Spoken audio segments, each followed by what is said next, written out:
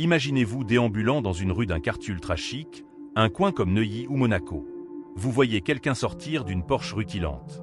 C'est probablement un vrai milliardaire, le genre dont le compte en banque affiche un nombre de zéros à faire pâlir un standard téléphonique. Comment est-il habillé?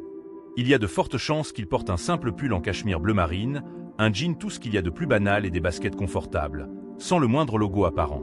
Bref, il a l'air terriblement ordinaire. On dirait un père de famille de banlieue, un dimanche matin au rayon bricolage de chez Castorama. Maintenant, changeons de décor. Imaginez-vous dans un centre commercial lambda, ou en train de scroller le fil Instagram d'un influenceur qui, soyons honnêtes, loue son style de vie à l'heure. Vous voyez quelqu'un qui se met littéralement en quatre pour avoir l'air riche. Qu'est-ce qu'il porte? Une ceinture avec une boucle en or tellement énorme qu'elle pourrait servir de bouclier à Captain America. Un t-shirt avec la marque affiché en lettres fluorescentes sur la poitrine, visible depuis l'espace. Un sac à main recouvert d'un motif monogramme si agressif qu'il en donne la migraine. Pourquoi un tel contraste? Pourquoi ceux qui ont vraiment les moyens s'habillent comme s'ils voulaient se fondre dans la masse, tandis que ceux qui ont du mal à joindre les deux bouts le clament haut et fort? C'est le grand paradoxe de notre époque, le luxe ostentatoire contre le luxe discret. C'est un jeu de signaux sociaux où les règles sont faussées dès le départ pour maintenir les pauvres là où ils sont, dans la pauvreté. L'industrie du luxe a réussi un tour de passe-passe incroyable. Convaincre des millions de personnes qu'être un panneau publicitaire ambulant fait de vous un VIP.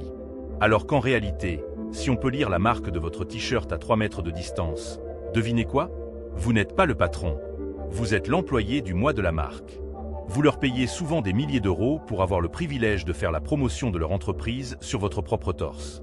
Félicitations, vous êtes une campagne de marketing sur pattes, vivante et surtout non rémunérée, au profit d'un PDG de grand groupe de luxe qui se marre en sirotant un cocktail sur son yacht.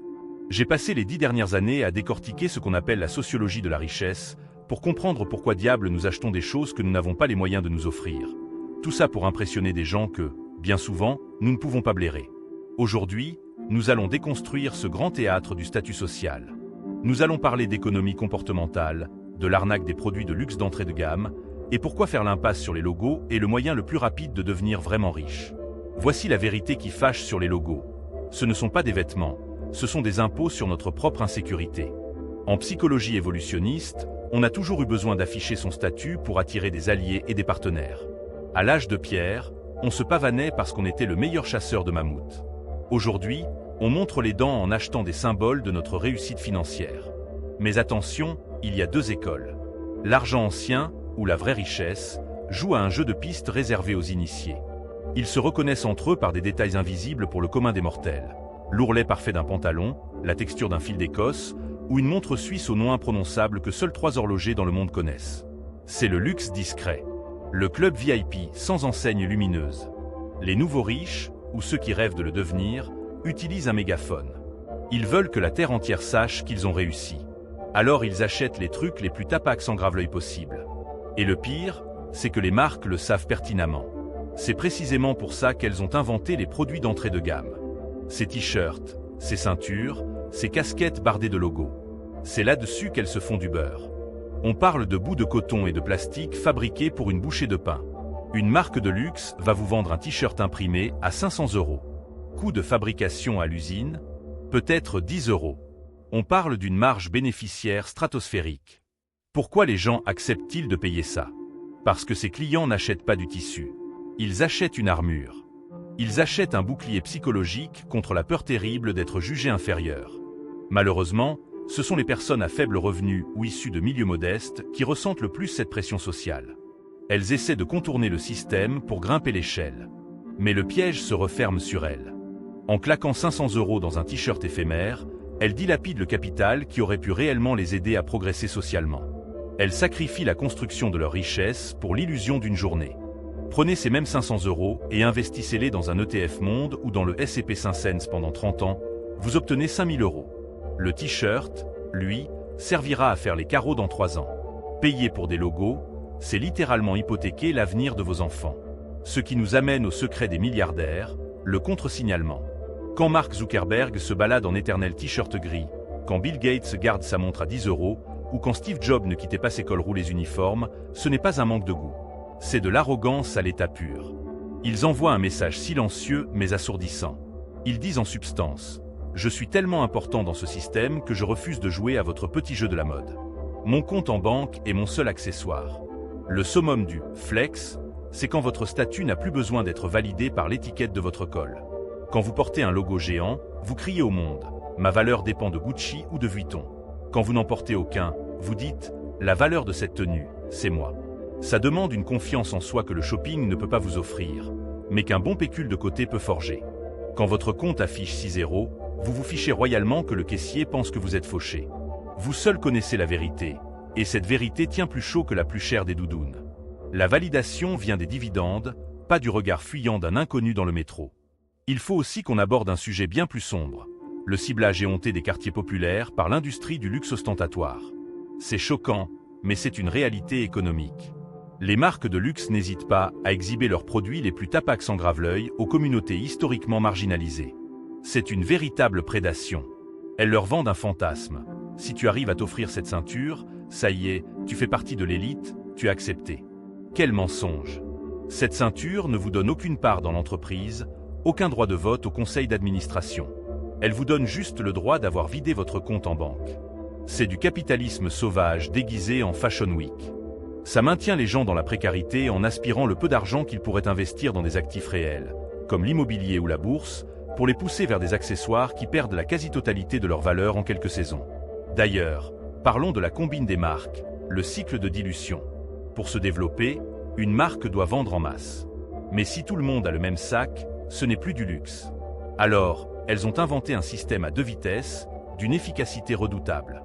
D'un côté, l'APA, la robe haute couture à 20 000 € qui défile à Paris et que personne n'achète, ou qu'on offre aux actrices. Ça, c'est juste pour faire rêver.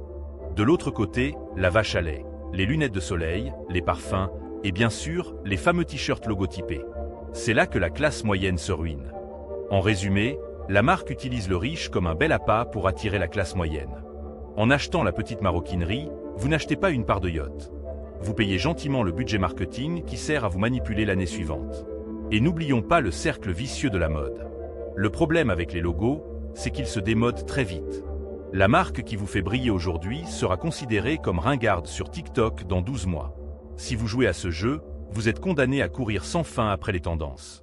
Le luxe discret, lui, un beau manteau en laine bien coupé, une vraie paire de bottes en cuir, ça dure 10 ans sans prendre une ride. S'habiller avec trop de logos, c'est s'abonner à un système toxique et permanent pour soigner son ego. Alors, comment on sort de cette spirale? Comment on arrête d'être un panneau publicitaire ambulant? Première règle, la règle des 3 mètres. Si on peut lire la marque de vos vêtements à l'autre bout de la pièce, fuyez. C'est vulgaire. C'est ringard. Recherchez la qualité sans marque apparente. Le but ultime, c'est que les gens disent « Waouh, c'est super beau ça » et non pas « Waouh, ça a l'air super cher ». C'est toute la différence entre avoir du goût et avoir simplement sorti sa carte bleue. Pensez élégance, pas prix. Deuxième règle, les actifs avant les accessoires. Ne financez plus vos caprices avec votre travail. Avant de craquer pour cette montre de luxe, posez-vous la question. Est-ce que j'ai un investissement qui génère assez pour me la payer sans effort? Si ce sont vos dividendes qui vous paient votre sac de créateur, foncez, vous avez gagné. Mais si c'est votre salaire, votre temps de travail qui le paie, reposez ça tout de suite. Adoptez une mentalité de capitaliste. N'achetez du luxe qu'avec de l'argent passif. Le luxe doit être la cerise sur le gâteau de votre discipline financière, pas un pansement sur un trou béant dans votre budget. Troisième règle, regardez vos complexes en face. Qui essayez-vous d'impressionner au juste? Cet ex qui vous a bloqué? Des collègues qui vous envient? Des ados au centre commercial? Laissez-moi vous soulager d'un poids. Tout le monde s'en fiche. C'est l'effet projecteur. Vous êtes persuadé que le monde entier regarde vos nouvelles Nike. Faux. Les gens regardent en fait leurs propres chaussures, en s'inquiétant de leur propre découvert à la fin du mois. Vous vous ruinez pour impressionner des gens qui ne vous regardent même pas. Dès que vous comprenez ça, c'est la libération totale. Vous pouvez enfin porter ce qui est confortable, ce qui dure et ce qui a du sens. En fin de compte, le grand jeu du statut social est comme un casino. Le seul qui gagne à la fin, c'est le casino. Les marques. Si vous arrêtez de dépenser sans compter, vous gardez votre argent en poche. Vous investissez. Et un jour, vous serez ce type banal, avec un t-shirt uni tout simple, qui est le propriétaire de l'immeuble et qui regarde par la fenêtre ces gens habillés de la tête aux pieds en marque hors de prix, venir lui payer son loyer. Ça, c'est le statut ultime. Le vrai pouvoir. La liberté. Pour finir, voici un défi concret pour vous. Ce soir, ouvrez votre placard. Cherchez le vêtement où le logo est le plus ostensiblement affiché. Prenez-le en photo, mettez-le immédiatement sur Vinted ou Vestiaire Collective. Récupérez l'argent de la vente. Ouvrez un PEA et achetez une action de l'entreprise qui vous a vendu ce logo si elle est cotée en bourse. Sinon, prenez un ETF. Échangez le faux symbole de richesse contre une vraie part de l'économie mondiale. Devenez enfin le vrai patron et plus jamais un panneau publicitaire. Et surtout, arrêtons une bonne fois pour toutes de financer les vacances des milliardaires.